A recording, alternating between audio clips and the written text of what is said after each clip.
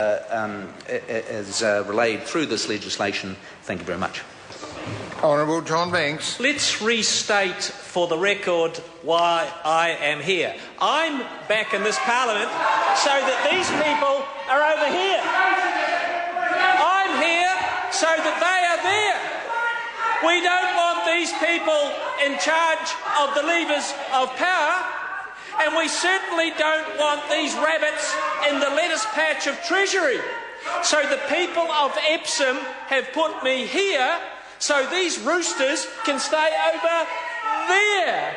And isn't that good? And they're going to stay over there for a long, long time. And because they can't get over here on policy, on performance, on leadership, on values, they want to gerrymander the electoral system to try and get themselves over here. But I've got bad news for those over there. The people of New Zealand are glad that those roosters are over there and we are here. And so I rise to support this bill today. The ACT Party believes, by the way, Mr. Speaker, the opposition would give us an accountant's paradise if they were here this afternoon in charge. An accountant's paradise. They would want to mess with GST. They would want to take income tax off of the first 5,000, and they would add a capital gains tax. There's no political party in the Western world that's promised at the polls an additional extra tax on the hapless populace and being elected. So I want these people over there to continue to propose for a capital gains tax, continue to propose GST, continue to take income tax off the first $5,000, because that means in 2014 they'll stay over there. Aren't we glad? Aren't the people of New Zealand? Every time I walk through Broadway Newmarket, people stop me and say, "Hey, Banksy, we're glad you're there, Banksy, and these people are over there." That's what they say to me.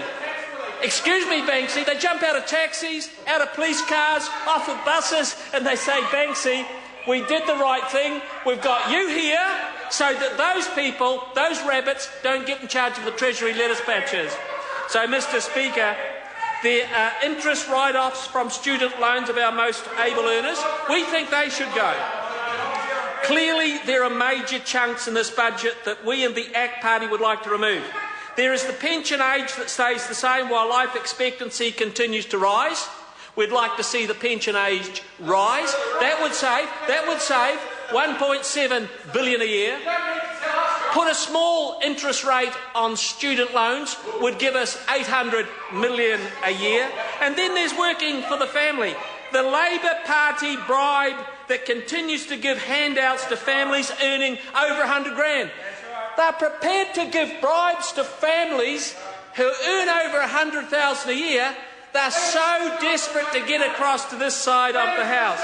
And then there's doctors' visits subsidised by hard-working people at Countdown Supermarket in South Auckland so that I can have a subsidised visit to my GP.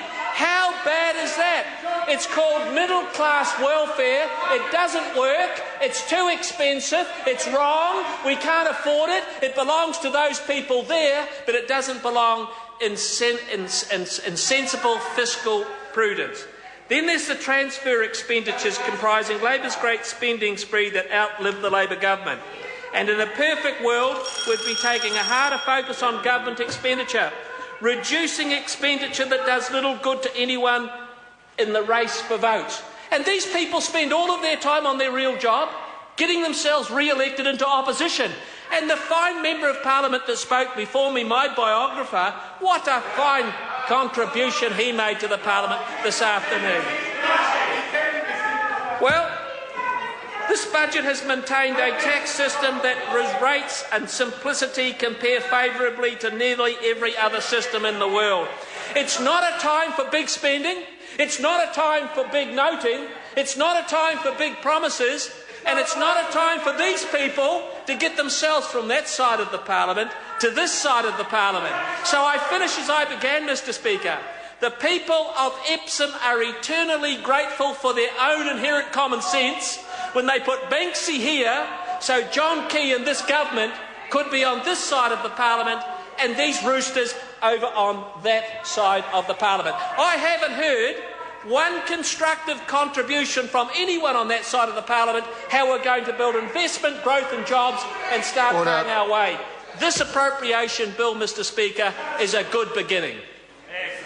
Further 5-minute call, Jonathan Young. Mr Speaker, I am very pleased to be able to stand on this third reading